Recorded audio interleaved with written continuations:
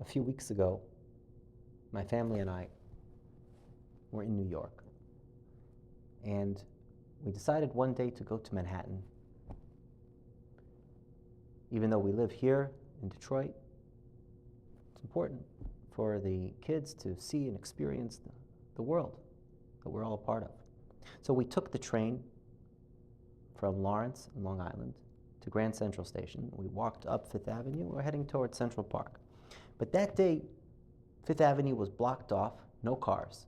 There was a big funeral procession. It looked like a cop had been killed in the line of duty. There was a tremendous ceremony with thousands of officers in different uniforms and formations. There were fire trucks with their ladders from holding up a 40-foot tall American flag. And as we're walking, we were on the opposite side of Fifth Avenue from an old church. And the doors opened just as we're walking by, and I couldn't help but notice the people streaming out of it. And as you looked toward the open doors, you could see right into the church all the way to the back. And it struck me. Could that ever happen with the shul? Lahavdil. That if the door was left open, would people from the street be able to see right into the sanctuary, into the Beis HaKnesses itself? It couldn't happen. Because a shul, the doorway to a shul does not enter into the shul.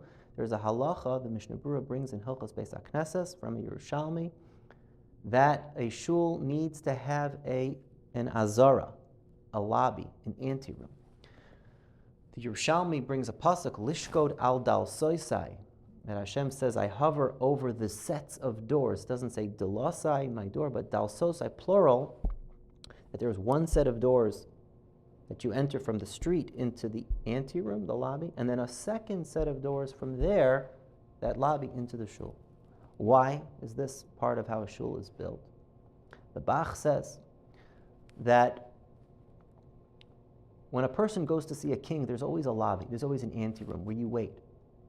And you wait there, an intermediary, an agent of the king comes and says, what is your request? You tell it to him, you hand it to him, and the aide goes into the chambers, consults with the king, the authority, and comes back out and gives you the answer. Hashem is Malkeinu, Hashem is our king, he is a king, and so it has all the trappings of Malchus. There has to be a lobby. But he is also our Father Avinu, as we said in this week's parsha, Bonim atem Hashem Elokeichem, and therefore we go into the lobby. We have a lobby to show that Hashem has that, the trappings of Malchus, and we go in and we go right through into the main area, not to wait, to show that we don't need to wait for the king because we are the king's children. Banim atem Hashem Elokeichem, you have that direct relationship with Hashem. Benkach ubenkach banayhem, no matter what happens, you are the king's children, and that's why. Even though all of humanity is judged on Rosh Hashanah, Kol bo'ei olam oivrin lefanav kibnei mara, and only we have Elul, only we have a period of a month before the judgment to become close to Hashem. Ani l'doidi v'doidi li, a special time to get cozy with the judge a month before because we are his children. And that is why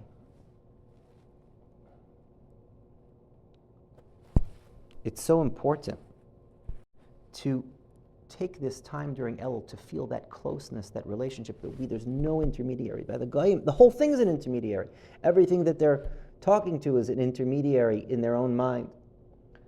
The Goyish nations, they're governed through intermediaries, from Shemayim. Bonim atem, because you are the nation that Hashem chose as an Am Segula, to be the nation that is directly connected to Hashem forever. Loisis goydadu, you shouldn't scratch for the dead bodies. You shouldn't scratch your skin because it's, you know what it is. It's just the death is just it's the father calling the children back, summoning them back home to live on forever with the father. Not so for them. The Ar Chaim says for them they should scratch. It's the end. And so we have that close relationship with Hashem. That's what Elul is all about, is reminding ourselves and feeling that He is not just Malkeinu, but He is Avinu, He is our Father. And so as you come into our shul and you have this expanded coat room, the expanded lobby, there's meaning in what you're doing. You're not just, you're saying, I'm going into the lobby where normally I should have to wait for the king, and I'm not. I'm walking right into shul, and with that relationship with Hashem, feeling that Hashem is our Father, which we can cultivate through learning more of Hashem's Torah. That's the closest way. That's the way we can get to be the closest with HaKadosh Baruch Hu. Then He will reciprocate and act like Avinu, and answer our tefillas and bring a geula shleima b'meher v'yamein amen.